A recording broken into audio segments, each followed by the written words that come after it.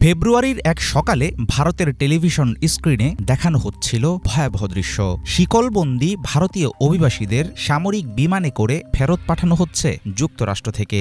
American dreams নিয়ে বিদেশে পাড়ি জমানো এই মানুষগুলো কিভাবে সেখানে পৌঁছালো, আর কেনই বা তাদের ফেরত পাঠানো হলো শিকল পরিয়ে? ক্ষমতাসীন প্রধানমন্ত্রী নরেন্দ্র মোদী বলেছিলেন নতুন ভারত গড়বেন, যেখানে চাকরির খোঁজে আসবে বিদেশিরা। এমন পরিস্থিতিতে প্রশ্ন উঠেছে, ভারতের অর্থনৈতিক উন্নয়নের ঢালাও প্রচারণা সত্ত্বেও কেন এত ভারতীয় ছাড়ছেন নিজের দেশ? মোদী সরকারের উন্নতির ভাষণ কি তাহলে কেবলই গালগল্প? দক্ষিণ এশিয়ার পরাশক্তি হতে যাচ্ছে ভারত। মোদীর হাত ধরে দেশটি পৌঁছে যাচ্ছে উন্নতির শিখরে। ক্ষমতাসীন সরকারের পক্ষ থেকে এমন বাগাড়ম্বর করা হলেও দেশটির অর্থনৈতিক বাস্তবতা পুরোটাই উল্টো। বর্তমানে ভয়াবহ আয় বৈষম্যের কবলে আছে রাষ্ট্রের অর্থনীতি। বিশ্বের সবচেয়ে জনবহুল দেশটিতে জাতীয় সম্পদের 40% মালিক মাত্র 1% ধনী ব্যক্তি, অথচ সেখানে চরম দারিদ্র্যের মধ্যে দিন কাটায় 23 কোটির বেশি নাগরিক। কর্মসংস্থানের সংকটে জীবনের ঝুঁকি নিয়ে প্রতি বছর আমেরিকায় পাড়ি জমাচ্ছে হাজারো ভারতীয়। ট্রাম্পের কঠোর অভিবাসন নীতির শিকার হয়ে তারা যখন ফিরছেন দেশে, তখন মোদী বলছেন ভারত প্রস্তুত তাদের ফেরত নিতে। কিন্তু তিনি কি নেবেন এই ব্যর্থতার দায়ভার?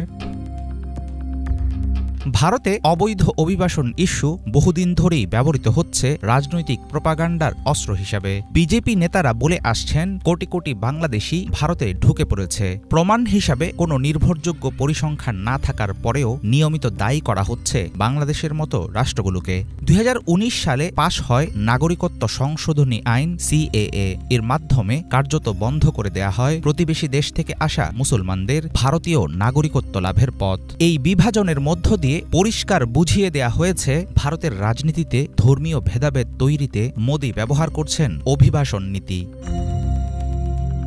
কট্টর জাতীয়তাবাদী হিসাবে নিজের পরিচয় দেন বিজেপি নেতা নরেন্দ্র মোদী। ভারতীয়দের মানসম্মান নিয়ে সবসময়ই থাকেন সরব। কিন্তু বাস্তবতা হল, অভিবাসন নীতিতে যুক্তরাষ্ট্রের প্রেসিডেন্ট ডোনাল্ড ট্রাম্পের মতোই উগ্রপন্থী মনোভাব ধারণ করেন মোদী। ট্রাম্প যেমন মেক্সিকানদের বিতাড়িত করতে বদ্ধপরিকর, মোদীও তেমন অবৈধ বাংলাদেশি ইস্যুকে ব্যবহার করে আসছেন গদি টেকানোর হাতিয়ার হিসেবে।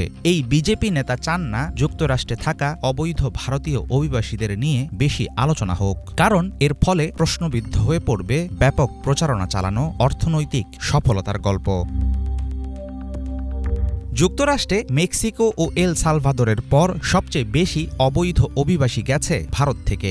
ট্রাম্পের সিদ্ধান্তের জেরে ভারতীয়দের শিকলবন্দি প্রত্যাবর্তন দেখিয়ে দিচ্ছে বাইরের শত্রুর জুজু সামনে এনে বরাবরই নিজের ব্যর্থতা ঢাকতে চেয়েছেন মোদী। তার অদূরদর্শিতার মূল্য দিতে হচ্ছে খোদ ভারতীয়দের। অর্থনৈতিক বৈষম্য, কর্মসংস্থানের সংকট আর ভ্রান্ত জাতীয়তাবাদের ফাঁদে পড়ে কঠিন বাস্তবতার মুখে আছে দেশটির তরুণ সমাজ। চলমান পরিস্থিতি সামাল দিতে না পারলে আগামীতে আরও বেকায়দায় পড়বে মোদীর নেতৃত্বাধীন সরকার। হাফিজুল ইসলাম, বাংলা ভিশন।